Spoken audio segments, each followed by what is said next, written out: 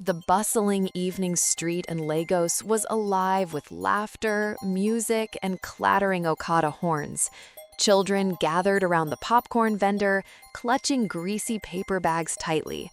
Suddenly, screams tore through the air. One child staggered, clutching his stomach. Another collapsed, frothing at the mouth. Panic rippled across the crowded marketplace instantly.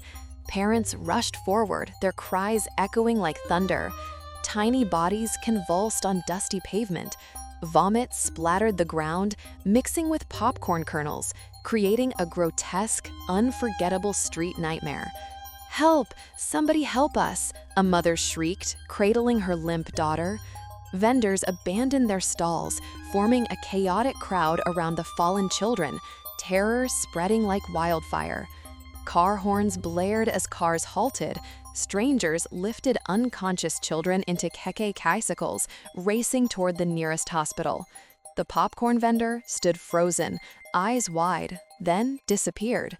In the sudden silence after sirens faded, one question remained on trembling lips. What poisoned the children? And why had the popcorn seller vanished without explanation? At General Hospital, doctors worked frantically. Children lay on stretchers, IV drips dangling. Monitors beeped urgently as nurses whispered prayers, faces pale with trembling uncertainty. Parents crowded hallways, shouting questions. "What happened to my son? Is my daughter alive?" Fear mixed with sweat and disinfectant, filling corridors with unbearable tension. Dr. Williams, the stern chief physician, addressed them. "It's food poisoning, but the reaction is unusually violent. We need details. What exactly did they all eat?" Several voices answered at once. "Popcorn, street popcorn." Murmurs spread quickly. Mothers wept louder, fathers clenched fists. The name of the missing vendor began echoing angrily through trembling mouths. Meanwhile, outside the hospital gates, police sirens wailed. Officer Collins ordered a search. "Find that popcorn seller immediately. Block the streets. Nobody disappears this fast." But as night fell over the restless city, whispers grew darker. Had the vendor poisoned them deliberately, or was something far more sinister unfolding? Police patrols combed through Ajagunle's busy streets. Flashlights cut across alleys, markets, and corners where shadows lingered. Yet the popcorn vendor's stall stood abandoned, eerily spotless. "Check every bus park," Officer Collins barked. Hawkers whispered nervously. A mechanic swore he'd seen the vendor board a Danfo bus heading toward Surulere, carrying suspicious sacks. Detectives raided bus stops, interrogating drivers. None remember him.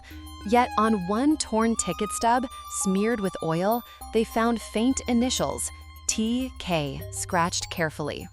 Back at the hospital, Dr. Williams reported worsening conditions. Some children aren't responding to treatment. Whatever they consumed isn't ordinary poison. It feels engineered, deliberate. Faces tightened. Parents gathered outside, forming an angry crowd. "We must find him," one father shouted. "This isn't accident. He targeted our children." Tension escalated dangerously fast. Suddenly, a terrified boy whispered from his stretcher, eyes wide, "The popcorn man." He smiled strangely at me and said, "Secrets taste sweet." Morning sunlight revealed chaos outside the hospital.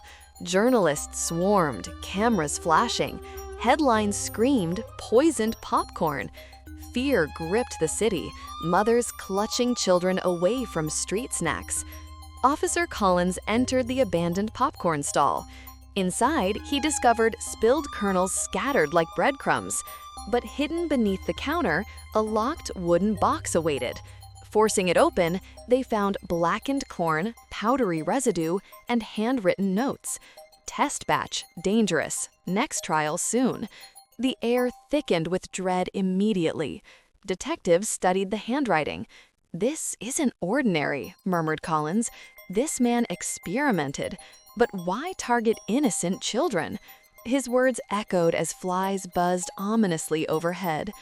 Meanwhile, in the hospital ward, another child stirred and whispered hoarsely, "He told me The popcorn will make us stronger, stronger than everyone else.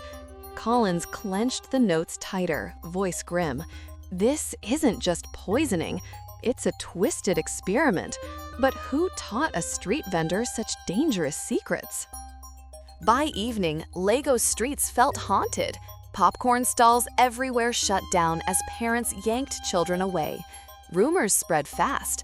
Maybe all vendors are poisoned killers. Markets grew silent. Street food sellers complained angrily, business collapsing overnight. Mothers whispered prayers in taxis. Nobody trusted roasted corn, puff puff, or popcorn anymore. Police questioned rival vendors. One, a wiry man named Benson, claimed that popcorn seller was strange, always writing notes. Once, he mixed powders secretly. Detectives searched Benson's stall. Beneath an oil-stained apron, they uncovered bottles of chemicals. Collins shouted, "Arrest him now!" Crowds roared in approval, demanding immediate punishment. Yet Benson screamed innocence, struggling. "It's not me. He tricked me. He borrowed my supplies last week." His words twisted suspicion into deeper confusion. As Benson was dragged away, a phone rang inside his pocket. On the glowing screen flashed a chilling text. Phase 2 begins tonight. Night fell heavy over the city. Neon lights flickered above bars while restless whispers haunted streets. Police feared the mysterious message marked a new attack. Suddenly, a call flooded headquarters.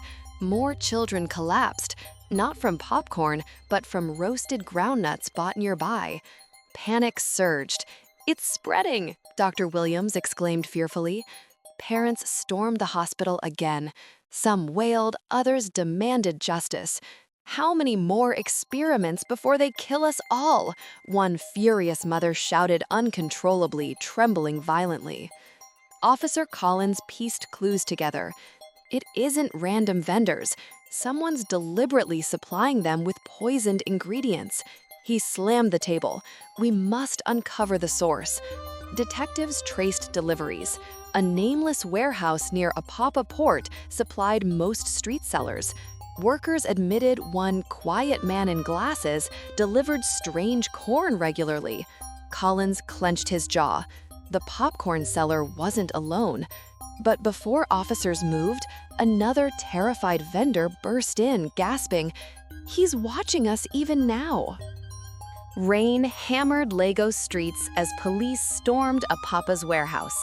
Floodlights illuminated rusted gates. Officers raised weapons, nerves taut, every shadow suggesting traps hidden inside. Inside, dusty shelves overflowed with sacks of corn. Some were normal, others blackened and strange. Bottles of chemicals lined tables, labels scratched off deliberately. Collins lifted one container. "Cyanide traces," the forensics officer whispered. The discovery froze everyone. This wasn't just street food, it was chemical warfare disguised as snacks. On a desk, detectives found photographs, children smiling at schools, families in markets. Scribbled underneath, test groups. Collins's hands shook. He's targeting communities systematically. Suddenly, footsteps echoed. A thin man in glasses darted from shadows, dropping a bag. Officers pursued, but he vanished into stormy darkness, eerily swift. In the abandoned bag, they discovered something more terrifying. Dozens of sealed popcorn packets stamped with tomorrow's date and the chilling words, "Final Harvest." The city awoke trembling. News headlines screamed, "Final harvest approaches." Parents kept children indoors. Vendors abandoned stalls. Fear became Lagos's breakfast, spreading faster than morning traffic. At the station, Collins addressed reporters. "We believe a larger attack is imminent. Stay vigilant." His voice cracked, betraying the crushing weight of responsibility. Doctors warned hospitals to prepare. Beds filled with sick children already. Nurses whispered, "If this harvest happens, we won't have enough space." Hope dwindled. Meanwhile, detectives tracked security footage. Grainy images revealed the man in glasses meeting secretly with The missing popcorn vendor, alive and smirking confidently. Collins slammed his fist. They're partners. This isn't one man, it's a network. The revelation shifted fear into terror. The community now faced organized evil. That night, a chilling broadcast interrupted televisions across the city. The popcorn seller's face appeared, grinning. His words echoed, "Tomorrow, the city feasts." Dawn painted Lagos in anxious silence. Streets usually alive with laughter felt ghostly. Radios replayed the vendor's threat. The city braced for unseen catastrophe. Collins assembled his team. "We have hours. Track every distributor, raid every truck. If poisoned popcorn spreads today, Lagos won't recover." Determination sharpened voices. Police vans screeched through highways, blocking vehicles. At mile 2, they uncovered crates of popcorn packets, identical to those marked Final Harvest. Drivers bolted. Inside one crate, detectives discovered hidden vials. Forensics confirmed concentrated toxin. "This isn't random, it's manufactured," Williams muttered gravely. The children's collapse was only the beginning. Meanwhile, at the hospital, a boy awoke trembling. "He told me if anyone stops him, something worse will happen." Fear pierced already broken parents. As police cornered a fleeing accomplice, his final scream chilled the air. "You're too late. The real delivery already left before sunrise." Police finally intercepted a disguised truck at 3rd Mainland Bridge. Inside, bags of popcorn hid beneath tarpaulins. Collins ordered them opened, his pulse hammering relentlessly. Hidden among the bags was the vendor himself, tied, gagged, eyes pleading. Shock spread.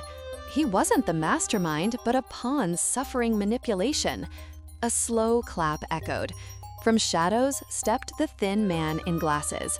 Dr. Henry Kane, once a disgraced chemist, smirked triumphantly. "Welcome, officers." Kane confessed bitterly. "The government ignored me. My formula could control populations. So I tested on children. They're easiest to monitor." His voice dripped venom. Collins spat.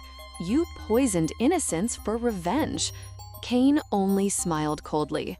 Lagos learned today, never trust your food blindly. But this city isn't finished. As police dragged him away, thunder cracked violently. A news alert blared on phones. Mysterious poisoned drinks discovered at local schools. The nightmare wasn't over. Thank you for watching. Kindly like, comment, subscribe, and share for more stories with moral lessons.